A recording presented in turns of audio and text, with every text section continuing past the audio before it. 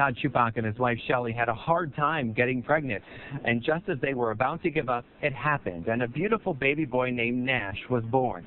But then that sudden tragedy turned their lives upside down. There was a lot of anger. Put in a funny bit on the wall. Shelley Schupach smiles at the little fight she had with her husband about putting up "I Will Always Love You" in her baby Nash's nursery.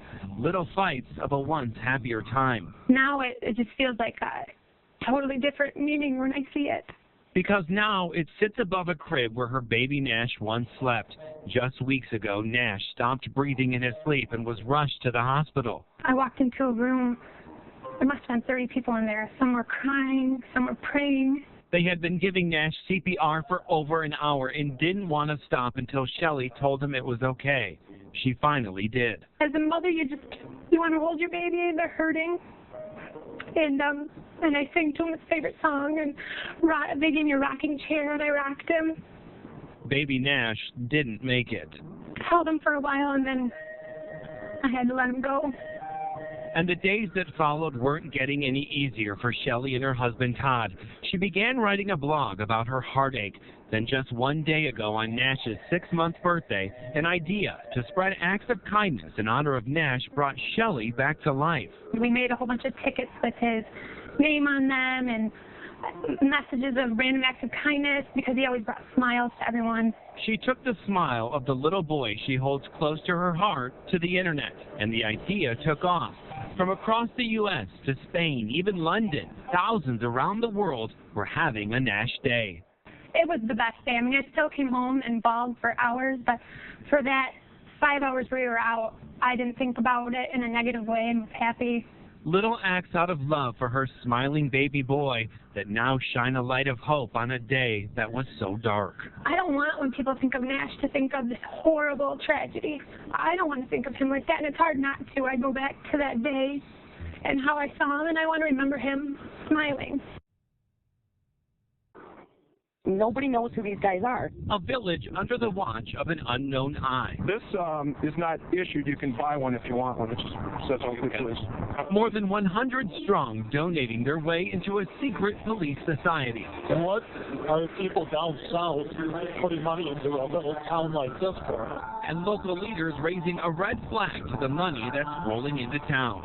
It's a scenario playing out in one small mid-Michigan community with an impact reaching far beyond the village of Oakley's borders.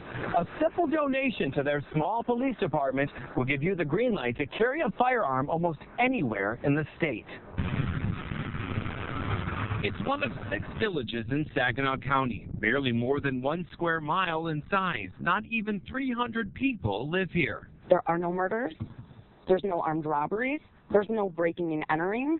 We don't even have a drug problem. But what the village of Oakley does have is a reserve police force of at least 100. If you do the math, that's at least 1 reserve officer for every 3 people. Why the need for this huge number of officers is unbeknownst to many of the residents. We don't know why. It's one of the town's best kept secrets, and so are the names of the reservists who are given an officer ID, an authorization on their concealed pistol license to carry a gun in gun-free zones like schools and churches, and if they want to pay an undisclosed amount of money, they get an official police badge. We don't have any independent power to arrest. That's derived from a regular officer. You are meeting one of those reservists. His name, Guido Adenbaum. He's an attorney living in West Bloomfield, more than 70 miles away from Oakley. He agreed to talk to me because he believes the program isn't hurting anyone and is in fact helping the village. From what I understand, the money that the reservists pay actually pays for the actual police department that serves the village. Adenbaum says he heard about it from an acquaintance. He donated money to the police department's reserve program after being accepted. Do you mind saying how much you donated, or a range? It was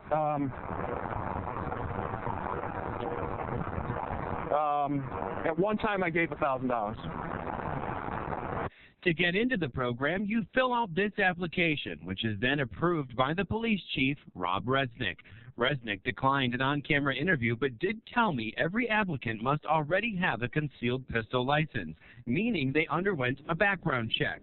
We attempted to get the names of Oakley's reservists through the Freedom of Information Act, but we were denied, stating it was an invasion of an individual's privacy. Why do you think it is that it's people from all over the state of Michigan that are doing this from all over town? That I don't know. I mean,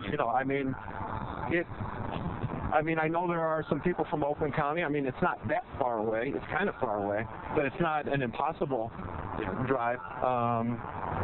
One of those people was Ortonville, Michigan resident and former Waterford Township police officer Brian Mahoney. This is him pleading no contest to 2 weapons charges in an Oakland County courtroom back in 2011 after he allegedly got into an altercation and fired a gun outside a Waterford Township bar. At the time of the shooting, officials say he told officers he was an off-duty police officer with, you guessed it, the Village of Oakley. He was sentenced to probation and was forced to resign from the Village of Oakley Reservist program. You have $1,000 that you donate, you get a badge, you may get a certificate for all I know. Councilmember Francis Koski is now questioning the thousands of dollars flowing into the village from the self-funded police department, who operates on a budget of $40,000. Koski said since Resnick became chief, they've acquired a new police car, a police golf cart, a $30,000 playground, and even bought a Christmas ham for every family. We have no idea how much money is coming into this town. How much money does Oakley own? How much money does the reserves gave us? Chief Resnick told me off camera they survived solely on donations from reservists, and he says it's no different than someone donating to their university. We don't know who's really protecting these village residents, or if they have the capability to do so.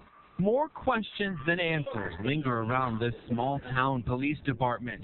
A judge has backed Chief Resnick's stance that he doesn't have to disclose his little black book of active reservists. It's a pay-to-play cops and robbers.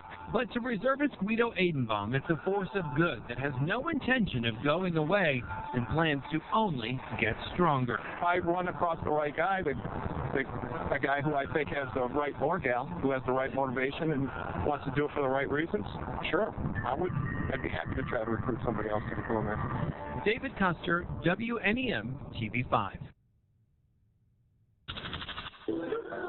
On the eve of a milestone anniversary celebration, 2 families, strangers only 5 years ago, are bonded by the beats of one heart. She goes, "Can I feel your heartbeat?" And I said, "Absolutely." And so she went ahead and she put her hand on my chest and felt her son's heartbeat. The heart-pumping life into 54-year-old Tim Saylor isn't the same heart his blushing bride Patty stole on their wedding day 25 years ago. No, that heart belonged to a vibrant 29-year-old TJ Summers. He said, "Mom, if I'm not here anymore, why shouldn't someone else have my organs?" TJ was killed in a freak accident playing softball 5 years ago. At the same time, Tim Saylor was clinging for life, his heart failing, his lungs inhaling their last breaths. The final blow of a birth defect. He'd been in the hospital about 3 weeks, and it was about 3 days before Christmas. And his doctor came in and said, "I'm sorry, you're not going to make it to Christmas." But he did make it, thanks to TJ, a proud organ donor. Tim would receive a new heart and a new set of lungs from this guardian angel hundreds of miles away. Because of his decision of what he did, of giving his organs, or donating his organs, is that something like this can happen and be such a joyful time. A new family was born the day TJ left this world. His organs filled Tim with life again. In what is considered to be an incredibly rare meeting of recipients of the donor family, an everlasting bond was formed between the 2 families. He's a part of us. He's family. His parents are not only our donor parents, they're our family. What did you say one time? A part of you was here at one time, right? It was inside of you, right? And as the Saylors get ready to renew their wedding vows tomorrow, celebrating 25 years of marriage with their now much larger family, TJ's parents say he'll be watching over, and they know he'll be smiling from ear to ear. In his words, he'd probably say yes. That's all he would say. He would just put his thumbs up and say yes. He was a kind and compassionate person, and so that's what he would say. Now, TJ has given the gift of life to 4 people from being an organ donor. And get this, TJ's dad is a minister, and he will be the one officiating the vow renewal for Tim and his wife Patty as they celebrate their silver anniversary tomorrow. Reporting live in the Continuous News Center, David Custer, WNEM-TV 5. What an amazing story of love all around. Thank you so much, David. Okay. As you can probably hear, he's very talkative, and he loves to play around. 2.5-year-old Colton Ganelli is the joy of his parents' life. Yeah. He's very sociable. He's our little social butterfly. But his curiosity almost turned his family's life upside down. On April 2nd, just after 5:30 p.m., Colton's parents say he found his way out of the Always Learning daycare in Burton. He made it all the way to a very busy 4-lane Belsey Road. There was a little boy about to step in front of me. Terrence Rochelle says he nearly hit little Colton, slamming on his brakes, stopping traffic behind him. And they was all honking the horn at me. They didn't see the little kid. So I jumped out and grabbed the little boy. He rushed Colton back to the daycare, but their reaction surprised him. You know, you have that little urgency. Like when you see me walking up with a kid that's in your daycare, you would run out and say, wow, what happened, what happened? No, they were just so nonchalant about it. Workers at the salon next door to the daycare were so shaken up by what they had just witnessed, they called police. If that kid got out, what happens if another kid can get out? I mean, if somebody that's watching a child, a mother, a caregiver, anybody that is around a child, you don't take your eyes off that child for more than 10 seconds. I mean, stuff like that happens. All this going on, and Colton's parents had no idea. Kendra's husband says he received a phone call from the police nearly 6 hours after the incident. What took so long? The Ganellis say they were told by police that the daycare gave them the wrong contact information. The Ganellis are suspicious about what transpired. Said that the reason why she is contacting us now is because when they falsified the information, that the officer Eads ended up calling the random number that the daycare had provided. We went to the daycare to ask the tough questions. A woman told me the owner was not available, but she'd take my information and have the owner contact me. She did, sending me this statement late this afternoon. In it, she says the incident has been reported to the licensing division and a thorough investigation is ongoing. She adds that she regrets any concern this incident has caused with their parents and children. The State Department of Human Services confirmed tonight that there are in fact 2 open investigations into the Always Learning daycare, one being the incident involving Colton last Friday. But they would not comment on either case. We're not looking to give people, a bad name, but I think the main focus here has got to be for the fact that it was covered up when it shouldn't have been. The Ganellis tell me that they have played the scenario out in their heads over and over again, imagining what could have happened to their precious little boy that day. They are just so grateful that Terrence was there to save their son. He said it was no problem. He has a 2-year-old of his own, and he would hope that somebody would do the same for him. So I let him know that everybody was calling him Colton's guardian angel. What started as a typical afternoon at the daycare turned into a near-tragic nightmare for 2 loving parents. Little 2-year-old Colton Ganelli walked out the front door of the Always Learning daycare in Burton, wandering all the way to a very busy Belsey Road. Just in the nick of time, he was saved by this man, Terrence Rochelle, who jumped out of his car, scooping Colton up before he ran out into traffic. I can understand a mistake was made, but to keep it from the parents. Burton Police Chief Tom Osterholzer says Colton's parents didn't learn about the incident until several hours later. And now the police chief says that's because the daycare director lied to the police. Provided false information to us as far as how to contact the parents and the fact that the parents were even contacted in the first place. As a result, he says the 23-year-old daycare director will be facing a charge of providing false information to the police.